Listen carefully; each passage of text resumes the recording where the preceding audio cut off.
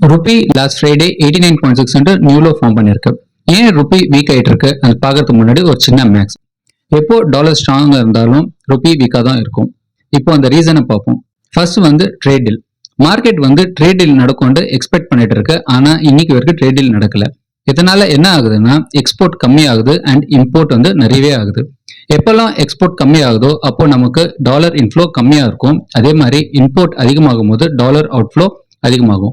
இதனால நமக்கு டாலர் டெபிசிட்டா இருக்கு. அடுத்தது global market uncertainty. Crypto currency கொஞ்ச நாளாவே நல்லாவே இறங்கிட்டு இருக்கு. அதே மாதிரி எல்லா ஏஐ ரிலேட்டட் ஷேர்ஸும் நல்லா ஃபாலோ ஆயிட்டு இருக்கு. எப்பெல்லாம் குளோபல் அன்சர்டனிட்டி நடக்குதோ இன்வெஸ்டர்ஸ் அவங்க ஃபண்டை சேஃப் ஹெவன் ஆன டாலர்லயும் கோல்ட்ல தான் பார்க் பண்ணுவாங்க. அதே மாதிரி இந்த மாதிரி அன்சர்டனிட்டி சிச்சுவேஷன்ல டாலர் ஸ்ட்ராங்கா இருக்கும், எமர்ஜிங் மார்க்கெட்டோட கரன்சி வீக்கா. Third, technical.